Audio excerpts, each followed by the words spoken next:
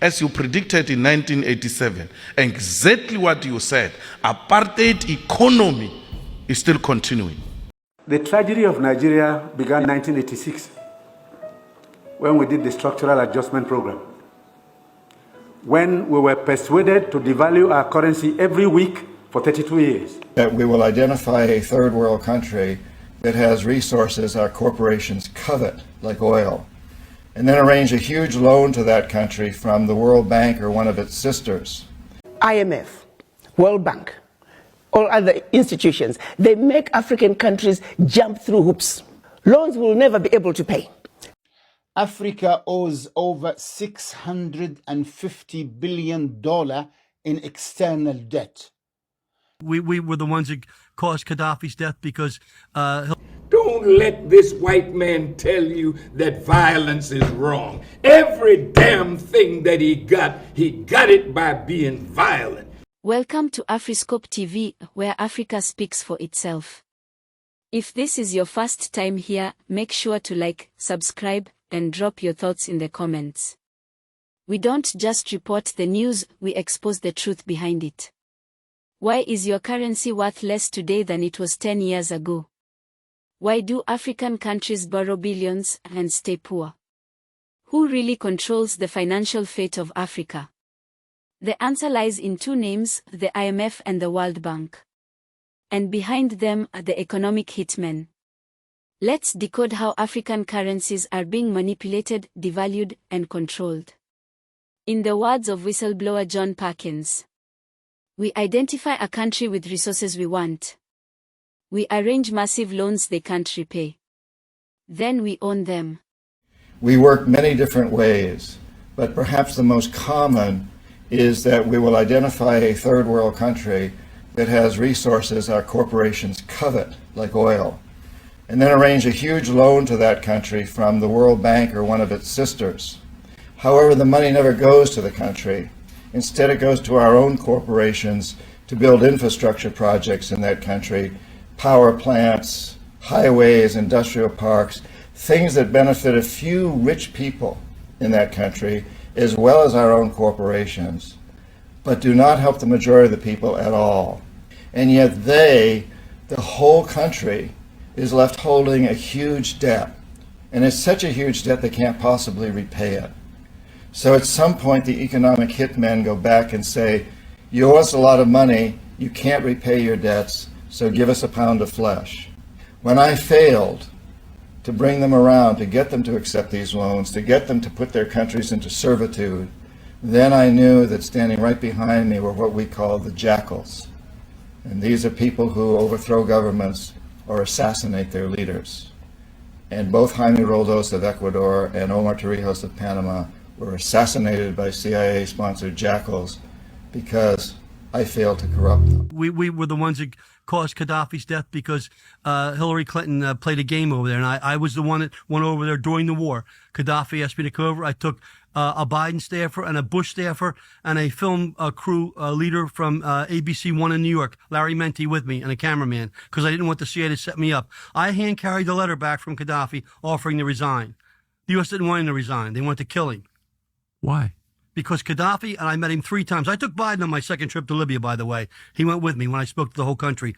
At every meeting I had with Gaddafi, he wanted 2 things. He wanted to unite the African continent into a group of nations economically, like like the European economy. He wanted to base it on the gold standard. And the U.S. and Europe didn't want that. And the other thing is they wanted control of his oil, and they wanted control of his sovereign wealth. So Gaddafi had to go. That's outrageous, and it's wrong. Yeah, but that, I think, sounds right to me. I mean, but we've allowed so many of our kids to be drawn into conflicts, to be killed. And these people doing this they've never served in any capacity in our country. They've never been in the military. They've never served on a fire ground. And it's outrageous that they think they can get away with this and sit back and make all this money. It's outrageous. There is no freedom without the shedding of blood. I'm sorry to have to say that. Nonviolence is not going to bring the land back to us. Our unity will keep us from having to fire a shot. But if we are not united, the only way we're going to get what belongs to us is to make up our minds either to live to get it or die trying to get it. And when you are willing and not afraid anymore to pay the price for freedom, don't let this white man tell you that violence is wrong. Every damn thing that he got it by being violent, killing people, raping and robbing and murdering. He's doing it as we speak. And then he has the nerve to come and tell us that violence and hatred won't get it. Don't buy that. He's worthy to be hated. Worthy because of the evil that he does. God hates. I don't know why man think you're better than God when God in the Bible said he loved Jacob, but he hated Esau. In the Bible, he said no man can serve two masters. He'll love one and hate the other. They have made us little sheep that they can walk over and run over. But when we decide it's over, and we should make that decision, it's over. We're not taking it anymore, and we cannot pass on to another generation the legacy of our cowardice when we know the problem and won't move to erase the problem. That's our fault. We gotta change. See, one of the things that our ancient people knew, yours and mine, when it got to the point where they would be extinguished, they had to fight. Even if they lost, they had to fight. This is the real debt diplomacy used by the IMF and World Bank, sold as salvation, but functioning as economic colonization. Business is continuing as you predicted in 1987. Exactly what you said. Apartheid economy is still continuing. Because when you went to the table, when business negotiated with the former liberation movement, you made certain things very clear. You are not prepared to surrender the land. You are not prepared to surrender the economy. You told them you can have a black president, but you are not going to do anything with our property ownership. When the liberation started in South Africa, it was not about voting. Voting was by the way. The formation of liberation movements followed the wars of dispossession. And Africans realized that if we fight as small groups, we get defeated. We need to come together and fight together under a progressive body. Fight for what? For reclaiming of our land. So you can't tell us we gave you 1994, that's enough. That's not what we formed the liberation for. We formed the liberation to reclaim our land, to reclaim our wealth. The currency crash cycle. Here's the game. 1. Loan trap. Billions in loans are offered, tied to economic conditions. 2. Structural adjustment programs. SAPs cut public spending, remove subsidies, privatize national assets. 3. Currency devaluation. Local industries collapse, inflation explodes, poverty deepens.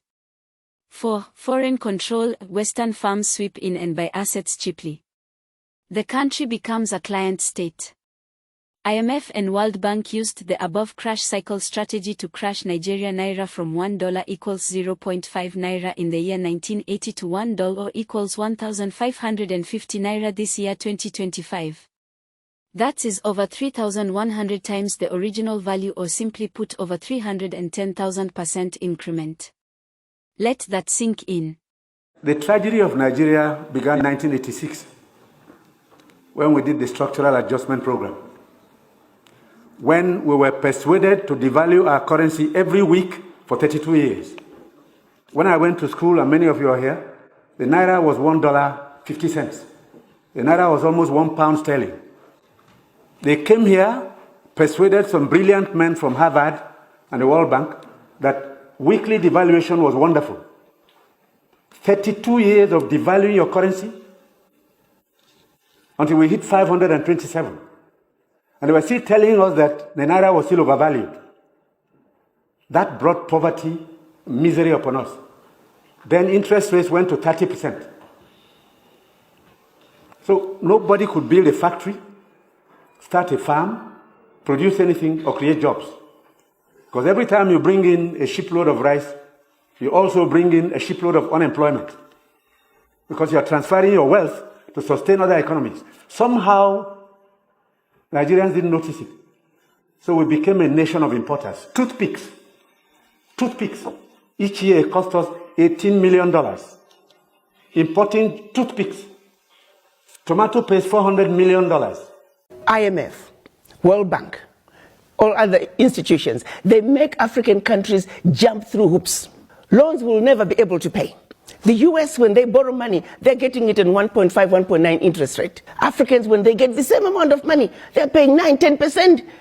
The people who don't need a break, they get a break. The ones who need a break, they don't get a break. The sheer survival of the World Bank, IMF, is based on the fact that African countries and many other developing countries do not succeed. Their success is based on our failure. That has to change. And guess who can make that change? We, the children of Africa. Ghana, cedi lost over 50% of its value this year. The IMF is back. Living costs are soaring. Zambia defaulted. IMF froze public wages. Foreign miners made billions. CFA Franc zone, the CFA Franc is still controlled by France, printed in France, pegged to the euro. That's not sovereignty, it's financial occupation. I remember sitting beside Muammar Gaddafi as he denounced the CFA Franc. He called it a colonial leash disguised as money. Today, Mali, Burkina Faso, and Niger are cutting the leash. And I tell you from experience, this is the heart of our liberation. Gaddafi pushed for the African dinar. He called it the Afro, a gold-backed currency, a real plan, not just slogans. But the West destroyed Libya to kill that dream. The CFA Franc still chains 14 African countries to French banks. It means we work, they profit. We export, they dictate. You can't speak of independence while your economy runs on colonial relic. This new Sahel currency, it's not just numbers, it's war against centuries of extraction. And I have seen what it costs to fight that war. They will call you dictators. They will impose sanctions. They will assassinate you. But liberation does not come free. The SFR must fall. And when it does, it will be the first nail in the coffin of French Africa. Every devaluation of your currency is a devaluation of your life. Because your life is your currency. The value of your life, the standard of living you have, is the ability, it depends on what you can, your purchasing power. Africa owes over $650 billion in external debt. Just stop and think about it for a minute. This is not mismanagement. It's modern warfare, economic warfare. Half our countries are drowning in interest payments. Money that should be going to schools, hospitals, food security, sent instead to bankers in Paris, New York, and London. We didn't borrow bombs, but we are living under their weight. This is colonialism 2.0, a Berlin conference held in spreadsheets and loan conditions. And the worst part, we are told it's our fault, that we are corrupt, that we need more reforms. Absolutely not. What we need is debt cancellation, reparation, and resource control. Ask yourself, Why are the richest countries on paper the poorest in currency strength? Why are leaders begging for debt relief while resources flow out? Africa doesn't need saving. It needs sovereignty. Voices like Thomas Sankara and Muammar Gaddafi warned us. Leaders like Julius Malema and Ibrahim Traore are now saying it loudly. This is economic apartheid. What must be done? Build independent central banks free from Western control. Promote trade in African currencies, not the dollar or euro. Audit and reject illegitimate debt. Push Pan-African cooperation, not dependency. Just like euro and dollar, it's right time Africa create a single currency that will be backed by our mineral resources such as gold. It's time to end modern colonization and reclaim the continent's financial future. This is not just about money. It's about dignity, sovereignty, and survival. Do you believe the IMF and World Bank can be reformed? Or should Africa cut ties entirely? Let us know in the comments. Like, share, and subscribe to Afriscope TV, where we speak truth with no filters. Afriscope TV, unfiltered. United. Unapologetic. Disclaimer. This video is for educational and informational purposes only. Afriscope TV does not promote hate, violence, or misinformation. All content is based on publicly available data and expert commentary. Viewers are encouraged to think critically and verify independently.